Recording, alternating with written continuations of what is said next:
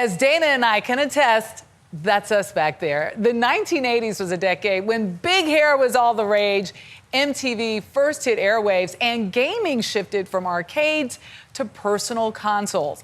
That shift helped usher in one of the most popular video games of all time, Tetris. But getting all the pieces of the digitized puzzle game in order was not an easy feat. As detailed in the new book, The Perfect Game, Meg Oliver caught up with the author, Henk Rogers, at New York City's Barcade. When Tetris first hit screens, the best thing to come out of Russia since caviar. It was hard to prepare for what the simple game of falling blocks would soon stack up to be. You don't need a Tetris shot. A transcendent cultural phenomenon. I did it, whatever it is. I got the Cossack dancers coming out. When video game publisher Henk Rogers first got a hold of Tetris, he knew it was destined for global success. What makes it special? Anyone can play, and anyone does play. Rogers' admiration for games has been a lifelong love. Until the age of 7, he grew up in the Netherlands and then moved with his family to New York City. So you went to high school just down the street. 15th Street and First. It was like the creme of public schools. Stuyvesant High School. As a junior, he took computer science as an elective. It opened my life up to all kinds of possibilities. Computers at that time, and still I'd say, are like bulldozers for the mind. And so it gave me an ability that I would never have had. After high school, Rogers relocated to Hawaii and enrolled at the state's university to regain access to computers. In those days, the only way you could use a computer is by going to school. There was no personal computer of any kind or timeshare, nothing like that. He met his soon-to-be bride, who was visiting from Japan, followed her back home, and started his career. Tell me about the first company, Bulletproof. How did that come to be? So, personal computers happened in Japan, and I decided to go to Akihabara, which is the place where all of the electronics get sold. I said, well, what's selling? And games are selling. Games are selling. Games. I can do games. You know, I majored in computer science and minored in Dungeons and Dragons at University of Hawaii. How exciting was this time for you?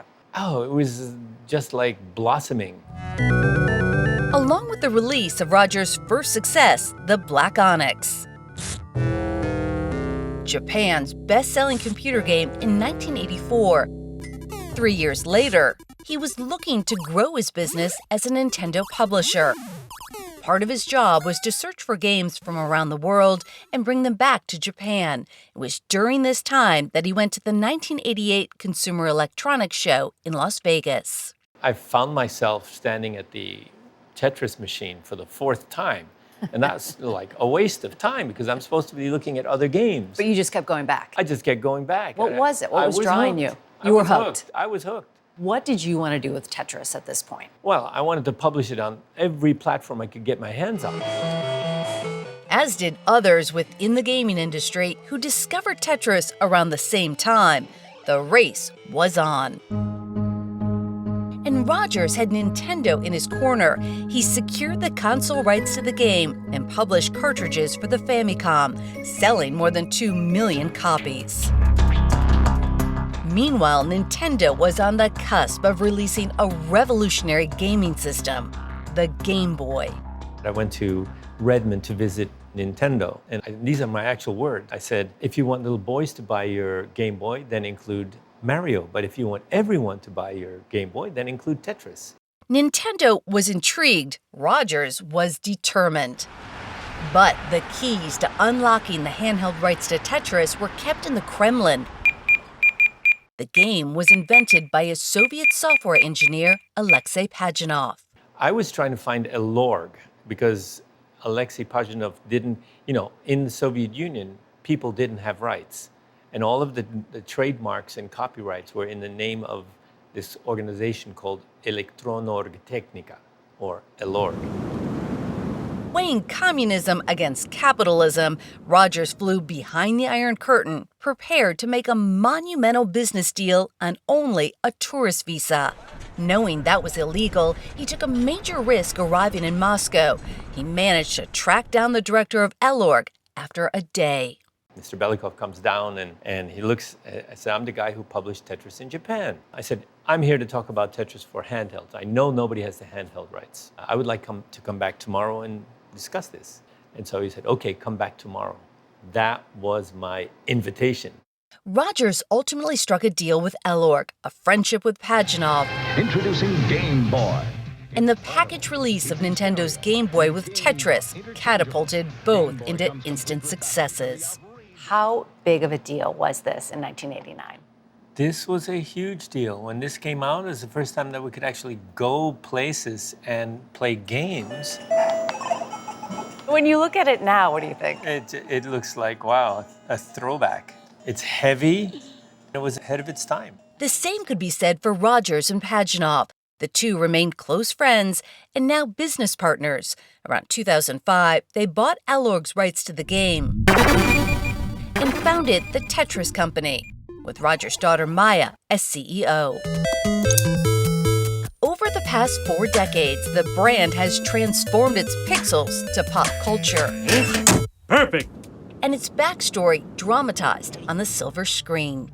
I played Tetris for 5 minutes. Yeah. I still see falling blocks in my dreams.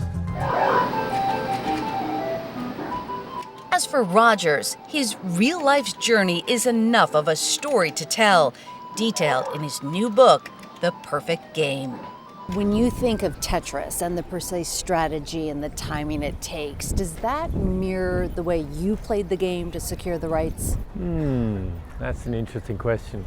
Tetris is random. You don't know what piece is going to come next. And the ability to make decisions real time is ultimately what got me where I am.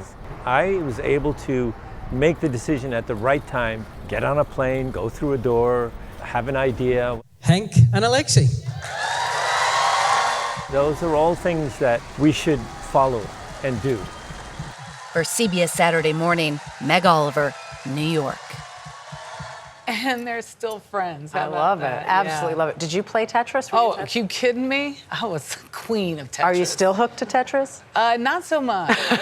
But I would be if it was on my computer. Or, no, my phone. Yeah, that's how.